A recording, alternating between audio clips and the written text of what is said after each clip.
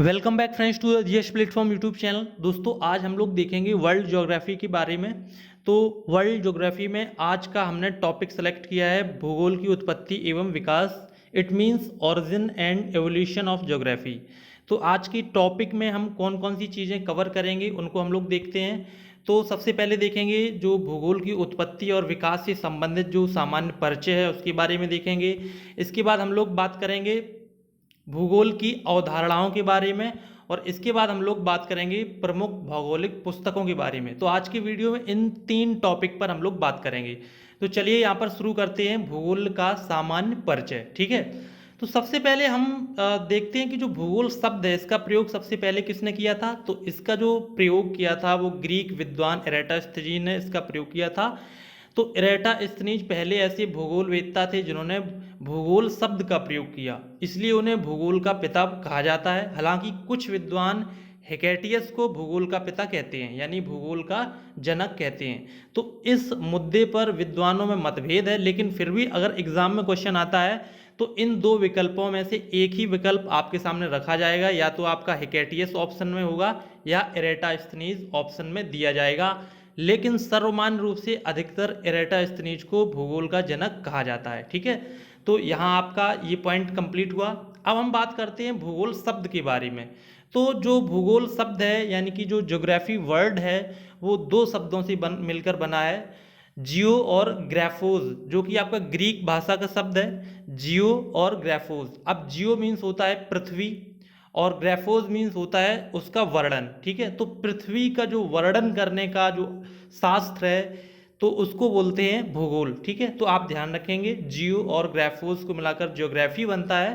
तो ये दोनों शब्दों को मिलाकर ऐसा कहा जा सकता है कि पृथ्वी के बारे में जो भी अध्ययन होगा वो आपका भूगोल कहलाएगा। राइट, चलिए आगे बात करते हैं। आधुनिक भूगोल का जनक किसे कहते हैं? Alexander von Humboldt.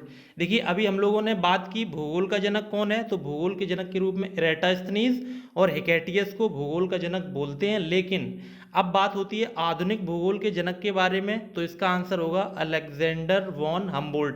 देखिए भूगोल की अलग अलग शाखाएं हैं तो उस प्रकार से अलग अलग इनके जनक माने जाते हैं, लेकिन एग्जाम के पॉइंट ऑफ व्यू से जो भी इंपॉर्टेंट पॉइंट होंगे बस वही हम लोग डिस्कस करेंगे। भूगोल की शाखाओं में से तो मानव भूगोल, भौतिक भूगोल अलग अलग शाखाएं हैं, लेकिन फिर भी केवल एग्जाम के पॉइंट से हम लोग डिस्कस कर रहे हैं। ठीक है, चलिए नेक्स्ट यहाँ पर है। देखिए जो अलेक्जेंडर वॉन हम्बोल्ट हैं जिनको आधुनिक भूगोल का जनक कहते हैं, उन्हीं ने सर्वप्रथम समताप रेखाओं को मानचित्र पर प्रदर्शित किया था। समताप रेखाएं क्या होती हैं? जो वर्ल्ड का मैप होता है, जो ग्लोब होता है, तो जहाँ पर दो अलग अलग स्थानों पर जब समान तापमान होता है तो उनको मिलाने वाली जो काल्पनिक रेखा होती है उसको समताप रेखा बोलते हैं। तो उसको मानचित्र पर सबसे पहले हम्बोल्ट ने प्रदर्शित किया था। राइट, चलिए अब हम बात करेंगे इस वीडियो के दूसरे सेक्शन के बारे में जिसमें हम लोग भूगोल की अवधारणाएं देखेंगे। तो जनरली भूगोल की दो अवधारणाएं हैं, जिसमें पहली अवधारणा है निश्चयवाद और दूसरी जो अवधारणा है वो है संभववाद। तो पूरे भूगोल की जो अवधारणाओं की बात करें तो कई अवधारणाएं हैं, लेकिन प्रमुख रूप से अगर अवधारणाओं की बात हो रही है तो दो अवधारणाएं हैं, निश्चयवाद और संभववाद। इन दोनों के बारे में हम लोग बात करेंगे। सबसे पहले हम लोग बात करेंगे निश्चयवाद के रूप में। राइट, तो देखिए निश्चयवाद के अनुसार क्या है कि मनुष्य के जो सभी कार्य हैं वो प्रकृति द्वारा नियंत्रित होते हैं। इसका मतलब ये होता है कि पृथ्वी पर मनुष्य जो भी काम करता है वो प्रकृति द्वारा, नेचर द्वारा कंट्रोल्ड होता है। हम लोग अपनी तरफ से जो भी कोशिश करते हैं लेकिन उसको कंट्रोल करने का काम क्या करता है? प्रकृति। हम लोग चाहे जितने भी बड़े बड़े पुल बना लें, सड़कें बना लें, कुछ भी बना लें, लेकिन जब बाढ़ आती है, चक्रवात आता है, तूफान आता है तो ये सभी चीज़ें नष्ट हो जाती हैं, क्योंकि पृथ्वी पर जो पूरी प्रकृति है वो हमारी कंट्रोलर है। ठीक है, तो इसमें मनुष्य कुछ नहीं कर सकता है, केवल मनुष्य कर्म करता है लेकिन उसका पूरा नियंत्रण प्रकृति द्वारा होता है। तो इसको बोलते हैं निश्चयवाद भी बोलते हैं, इसको नियतिवाद भी बोलते हैं। ठीक है, आपको समझ में आ गया होगा निश्चयवाद क्या है, जिसमें मनुष्य एक केवल ऑब्जेक्ट है लेकिन उसको चलाने वाली पूरी क्या है? पृथ्वी। और इसके प्रतिपादक की बात करें तो निश्चयवाद के जो प्रतिपादक हैं वो हैं फ्रेडरिक रेटजल। तो ये पॉइंट आप ध्यान रखिएगा, और इनकी एक पुस्तक है एंथ्रोपोजियोग्राफी। राइट, चलिए अब हम बात करेंगे संभववाद की। तो संभववाद में क्या होता है कि जो मानव है वो प्रकृति में इच्छानुसार अनेक संभावित परिवर्तन या बदलाव कर सकता है। ये एक नवीन विचारधारा है संभववाद। इसमें ये कहा गया है कि जो प्रकृति है उस पर मनुष्य कंट्रोल कर सकता है, पूरी जो प्रकृति है उस पर मनुष्य हस्तक्षेप कर सकता है, इसको बोलते हैं संभववाद। ठीक है, मनुष्य अपनी नई विज्ञान और तकनीकी की मदद से प्रकृति में परिवर्तन करता है, पहाड़ों को काट काट कर लंबे लंबे रास्ते बनाता है, समुद्र के भीतर पुल बनाता है और बहुत सारी चीज़ें जो प्रकृति को परिवर्तित करने का काम करता है, तो संभववाद है। और संभववाद एक नवीन विचारधारा है। ठीक है, और इस विचारधारा को मानने वाले जो भूगोलवेत्ता हैं वो हैं व्लादिलावलास और फेब्रे। ठीक है, तो भूगोल की अवधारणाओं में जनरली हम लोगों ने देखा कि दो अवधारणाएं हैं, निश्चयवाद और संभववाद। निश्चयवाद में प्रकृति को प्रमुखता प्रदान की गई है और संभववाद में मनुष्य को। राइट, चलिए आगे हम लोग अब बात करेंगे इस वीडियो के तीसरे सेक्शन के बारे में, जिसमें हम लोगों ने बात की थी कि प्रमुख हम रचनाएं देखेंगे, भूगोल से संबंधित जो प्रमुख पुस्तकें लिखी गई हैं उनके बारे में बात करेंगे। तो सबसे पहली जो पुस्तक है वो है आर्यभट्टियम। ये भारतीयों द्वारा लिखी गई है और ये आर्यभट्ट के द्वारा लिखी गई है। दूसरी पुस्तक है ज्योग्राफिका, जो कि स्ट्रैबो ने लिखी है। तीसरी पुस्तक है किताब उल हिंद और ये अलबरूनी ने लिखी है। अलबरूनी एक इतिहासकार था जो कि भारत में आया था महमूद गजनवी के साथ। उसने किताब उल हिंद यानी कि भारत का भूगोल एक पुस्तक लिखी थी। ठीक है, इसके बाद है यहाँ कर कॉस्मॉस, ये वॉन हम्बोल्ट ने लिखी है। राइट, हम्बोल्ट ने ये पुस्तक लिखी है। और दूसरा है यहाँ पर अर्धकुंडे, ये कार्ल रिटर ने लिखी है। और अगला है द ज्योग्राफी, ये टॉलमी ने लिखी है। और अगला है एंथ्रोपोजियोग्राफी, ये फ्रेडरिक रेटजल ने लिखी है। राइट, और आपको पता ही होगा फ्रेडरिक रेटजल निश्चयवाद के जनक हैं। ठीक है, आगे बात करते हैं प्रिंसिपल ऑफ ह्यूमन ज्योग्राफी, और ये लिखी है व्लादिलावलास ने। ठीक है, और ये व्लादिलावलास संभववाद के जनक हैं।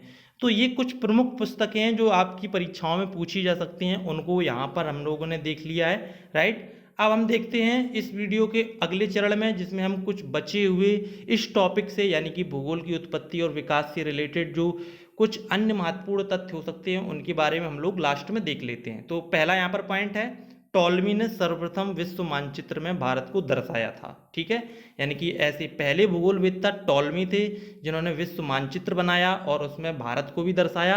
हालांकि अक्षांश और देशांतर रेखाओं पर आधारित मानचित्र भी टॉलमी ने ही सबसे पहले बनाया था। दूसरा है कार्ल रिटर को आराम कुर्सी वाला भूगोलवेत्ता कहते हैं। इनको ऐसा क्यों कहा जाता है मैं आपको बता दूं, इन्होंने पूरे पृथ्वी को केंद्र मानकर पूरी पृथ्वी का अध्ययन किया था, इसकी वजह से इनको आराम कुर्सी वाला भूगोलवेत्ता बोलते हैं। नेक्स्ट यहाँ पर सौरमंडल की परिकल्पना कोपरनिकस ने की थी। इसके बाद नेक्स्ट पॉइंट है भौगोलिक चक्र का प्रतिपादन किसने किया था, इसका आंसर हो जाएगा डेविस। ठीक है, डेविस ने किया था। नेक्स्ट है समताप रेखाओं के जन्मदाता कौन है, हम्बोल्ट, हम लोग डिस्कस कर चुके हैं। नेक्स्ट यहाँ पर पेंजिया शब्द का प्रयोग सबसे पहले किसने किया है, वैगनर महोदय ने।